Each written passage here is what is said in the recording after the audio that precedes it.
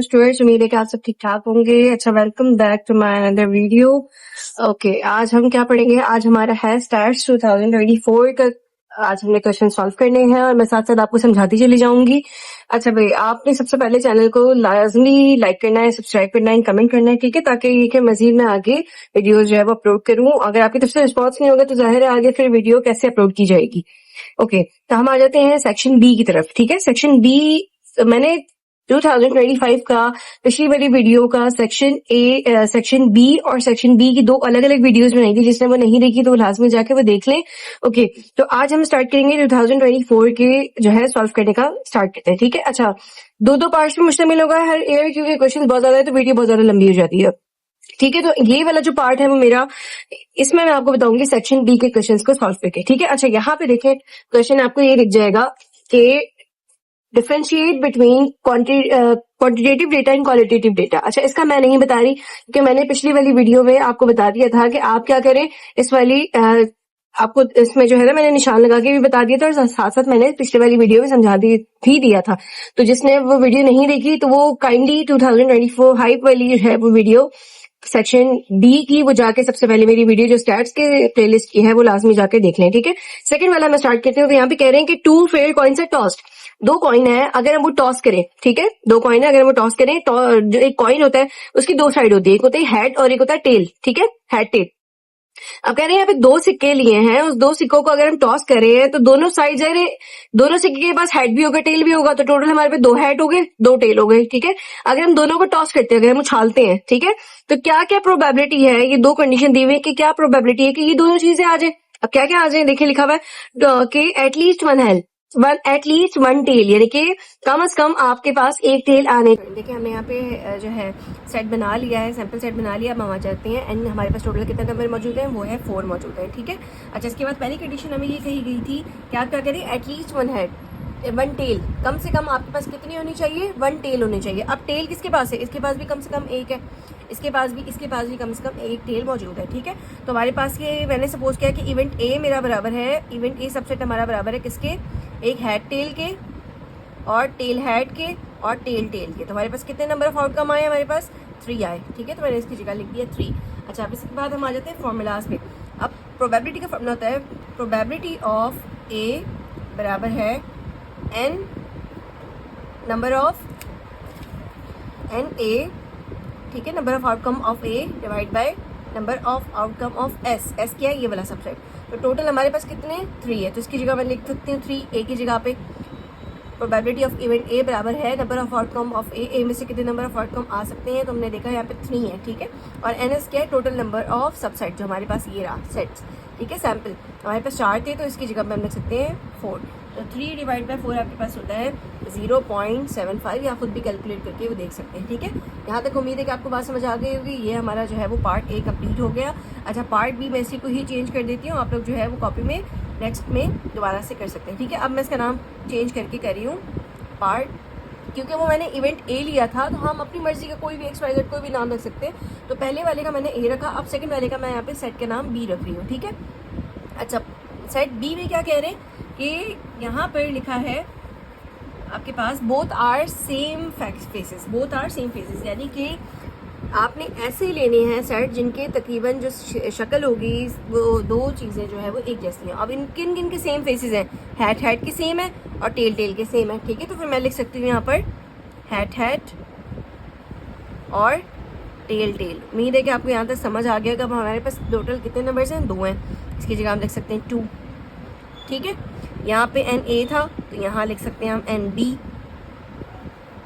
यानी कि probability of event B बराबर है number of outcome of B divide by number of outcome of total subset. ठीक है, टोटल सेट। तो हमारे पास यहाँ आ गया 2 डिवाइड बाय 4, तो ये हो जाएगा 2 1 2 2 2 4, और यहाँ आ जाएगा 1/2 बराबर होता है 0.5, यानी कि हमारे पास 0.5% चांसेस हैं कि हमारे पास क्या आ जाए, जब हम डाइस फेंके तो हेड आ जाए, दोनों में हेड आ जाए और दोनों में टेल आ जाए। उम्मीद है कि आपको समझ आ गया होगा। अब हम चलते हैं इस नेक्स्ट वाले क्वेश्चन की तरफ। ठीक है, जिसमें आपने क्या करना है, फ्रीक्वेंसी डिस्ट्रीब्यूशन टेबल बनाना है, जो कि बहुत ईजी है, मैं भी आपको बना के दिखाती हूँ। अच्छा, अब हमारे पास आ जाते हैं फ्रीक्वेंसी क्या होती है।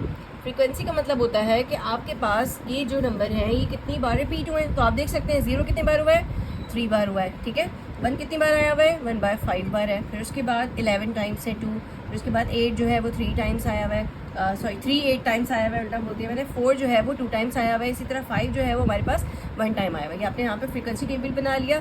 नेक्स्ट आपने बनाना है यहाँ पर टेलीमार्क का टेबल, क्योंकि हमें सिर्फ कहा गया है कि आप फ्रीक्वेंसी टेबल बनाएं जस्ट, तो हम फ्रीक्वेंसी टेबल में टेलीमार्क जो है वो मस्ट होता है। अगर आप में से किसी ने टेलीमार्क नहीं पता तो वो आप देख लें।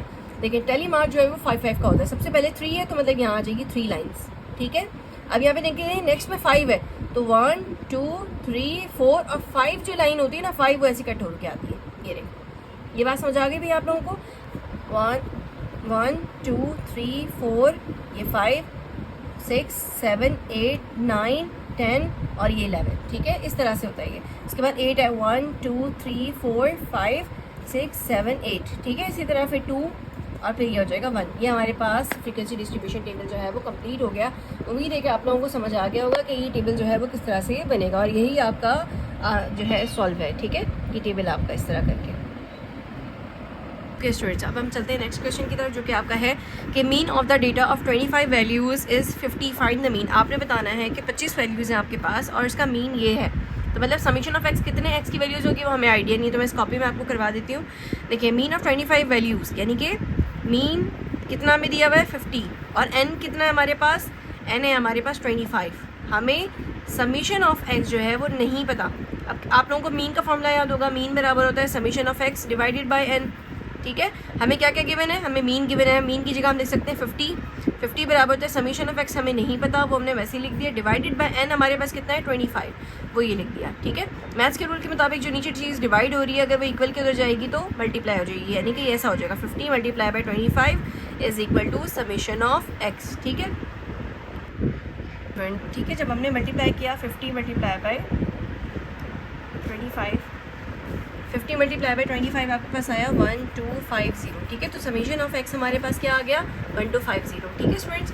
अच्छा, नेक्स्ट इसके बाद आप क्या करेंगे, ओके, तो हमारे पास ऐड करने से आ गया 1250 जो कि हमारा समीशन ऑफ एक्स हो गया, ठीक है। अब देखिए नेक्स्ट कंडीशन आपको क्या कही गई है कि if a value 70 is included in the data, अगर हम 70 वैल्यू को इसमें ऐड कर देते हैं, ठीक है, तो उसके बाद आपने क्या करना है, मीन निकाल के बताना है।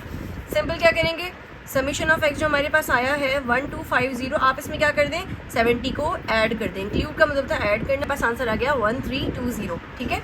अच्छा, अब क्या करना है, देखिए हमारे पास पहले n कितना दिया हुआ था 25 वैल्यू, अब हमने एक और 70 को ऐड किया तो अब हमारे पास जो है वो n जो है वो चेंज हो गया होगा। पहले 25 वैल्यूज़ थी और इसका सम कितना आया था हमारे पास 1250, अब हमने एक नंबर को मजीद ऐड कर दिया जो कि था 70, उसको ऐड करने से क्या होगा, हमारे पास एक और डिजिट नंबर बढ़ गया, यानी कि x की एक और वैल्यू जो हमारी बढ़ चुकी है। तो जब हमने ऐड किया तो हमारे पास ये वैल्यू आ गई। अब n हमारे पास बढ़ गया, n जो है वो 26 हो गया, ठीक है। यहाँ तक बात समझ आ गई। अब n ये हो गया, समीशन ऑफ x ही हो गया। अब आपने क्या निकालना है, अब आपने निकालना है मीन। मीन का formula summation of x divided by n, summation of x की जगह हम लिख सकते हैं 1320 डिवाइडेड बाय 26, तो इसका हमारे पास आंसर आ गया 50.769। उम्मीद है कि आपको समझ आ गया होगा यहाँ तक, ठीक है। अच्छा, अब आ जाते हैं इफ़ सेकंड कंडीशन ये कह रहे हैं कि if a value 40 is excluded from the data, यानी कि अगर हम 40 वैल्यू जो है वो उसको बाहर निकाल दें, इस नंबर से निकाल दें तो क्या होगा। तो हमारे पास पहले जो हमने ऐड किया था वो था 1250, तो हम क्या करेंगे 1250 माइनस कितने नंबर का है उन्होंने 40 का है, इसको अगर हम माइनस करवाएं, देखिए नेक्स्ट वाले में आपको क्या कह रहे हैं कि if a value 40 is excluded from data, अगर हम क्या करें इस डेटा में से 40 को माइनस कर देते हैं, यानी कि 1250 माइनस 40, तो आपके पास आ जाएगा इसमें से 1200। यहाँ तक बात समझ आ गई। अब ये आपने क्या करना है, ये आपका है समीशन ऑफ एक्स। अब क्या करना है, देखें 25 वैल्यूज़ पहले थी, अब क्या हुआ है कि हमने एक वैल्यू को निकाल दिया, सही है। तो अब यहाँ पे हमारे पास क्या वैल्यू हो जाएगी, n हो जाएगा हमारे पास 24, ठीक है। अब हम यहाँ पे मीन का फॉर्मूला लगा लेते हैं, summation of x divide by summation of x. अब हमारे पास क्या हो गया, वो है 1200 डिवाइडेड बाय n, हमारे पास क्या है 24, ठीक है। 1200 डिवाइडेड बाय 24, तो हमारे पास मीन आ गया 1238.33 और आगे समथिंग 33 है, ठीक है भाई। उम्मीद है कि ये क्वेश्चन आपको अच्छे से समझ आ गया होगा और आप लोग इसकी प्रैक्टिस भी कर रहे होंगे। अब हम चलते हैं फिफ्थ वाले क्वेश्चन की तरफ। देखिए यहाँ पर इस वाले क्वेश्चन में कि इस लेटर्स को हम किस तरह से अरेंज कर सकते हैं, तो ये स्टैटिस्टिक्स वाला मैंने लास्ट टाइम आपको करवा दिया था। अच्छा, नेक्स्ट हम स्टार्ट करते हैं पाकिस्तान वाला, वो मैं अभी आपको सॉल्व करके दिखाऊंगी। स्टूडेंट देखिए यहाँ पे पाकिस्तान का एक वर्ड लिखा हुआ है। अब आपने देखना है यहाँ पे पी कितनी बार आया हुआ है, पी जस्ट 1 टाइम आया हुआ है। ए कितनी बार आया हुआ है, ए आपके पास 2 टाइम्स आया हुआ है, ठीक है। तो आप इसको कट कर लिया करें ताकि वो ईजी रहेगा। उसके बाद देखिए के कितनी बार आया है, के 1 टाइम आया हुआ है। इसी तरह आई भी 1 टाइम है, ठीक है। एस कितनी बार है, वो भी 1 टाइम है। और टी कितनी बार है, टी भी हमारे पास 1 टाइम है, ठीक है भाई। उम्मीद है कि आपको यहाँ तक समझ आ गया होगा। अच्छा, इसके बाद अब हम क्या करेंगे, अब आप एक एक लेटर को x1 x2 x3 का नाम दे दें, यानी कि p हो गया x1 x2 x3 x4 और x5। टोटल अगर हम नंबर देखें लेटर्स तो कितने हैं, 1 2 3 4 5 6 7 8, टोटल कितने लेटर आ गए, n इज इक्वल टू 8, ठीक है। अच्छा, उसके बाद आ जाएगा हमारे पास, लिख लेते हैं क्या था, n factorial divided by n1 factorial, फिर उसके बाद मल्टीप्लाई बाय n2 फैक्टोरियल, फिर n3 फैक्टोरियल, फिर n, टोटल हमारे पास कितने नंबर है, 1 2 3 4 5 6, टोटल 6 हैं। तो क्या हो जाएगा n4 फैक्टोरियल, उसके बाद n5 फैक्टोरियल, उसके बाद n6 फैक्टोरियल, ठीक है भाई स्टूडेंट्स। हमने यहाँ पे फॉर्मूला लिख दिया है इसका। अच्छा, इसके बाद देखिए आप इसको डिनोट करते हैं एस से करते हैं, आपकी अपनी मर्ज़ी कोई भी आप अल्फ़ाबेट यहाँ पे डिनोट करने के लिए यूज़ कर सकते हैं। अच्छा, यहाँ पे देखिए n फैक्टोरियल क्या है हमारे पास, ये जगह S is equal to n factorial की जगह हम लिख सकते हैं 8 फैक्टोरियल डिवाइडेड बाय, अब n1 हमारे पास क्या है, n1 यानी कि p हमारे पास 1 ही है, तो क्या आ जाएगा इसकी जगह पे 1 फैक्टोरियल। फिर उसके बाद आपके पास multiply by 2 factorial, multiply by फिर 1 फैक्टोरियल, फिर मल्टीप्लाई बाय 1 फैक्टोरियल, फिर मल्टीप्लाई बाय 1 फैक्टोरियल अगेन, फिर यहाँ पे भी 1 फैक्टोरियल, ठीक है। उम्मीद है कि आपको यहाँ तक समझ आया होगा। अच्छा, एस अगर हम करें 8 फैक्टोरियल आप निकालें, यानी कि 8 मल्टीप्लाई बाय 9 8 7, फिर उसके बाद 6, फिर उसके बाद 5, फिर 4, फिर उसके बाद multiply by 3 multiply by 2 multiply by 1, ठीक है। और अगर हम इनको खोलें तो 1 फैक्टोरियल का मतलब 1 ही होता है। इसी तरह 2 मल्टीप्लाई बाय 1, 2 फैक्टोरियल का क्या होगा, वही 2 ही होगा। इसी तरह 1 हो जाएगा और यहाँ पे भी 1 1 और 1, ठीक है। अब आप इन सबको मल्टीप्लाई करवा दें, 8 फैक्टोरियल निकालेंगे तो आपके पास आ जाएगा ये, जब आप 8 फैक्टोरियल निकालेंगे तो आपके पास ये आ जाएगा 40320, ठीक है स्टूडेंट्स। और नीचे डिवाइड पे अगर हम करें 1 2 से 2, हमारे पास नीचे आंसर क्या आ गया 2। अब आप इन दोनों को डिवाइड करवाएंगे तो आपके पास आ जाएगा 20160। ये है आपका रिक्वायर्ड आंसर। उम्मीद है कि आप लोगों को समझ आ चुका होगा, ठीक है। और आप साथ साथ इसकी प्रैक्टिस भी कर रहे होंगे।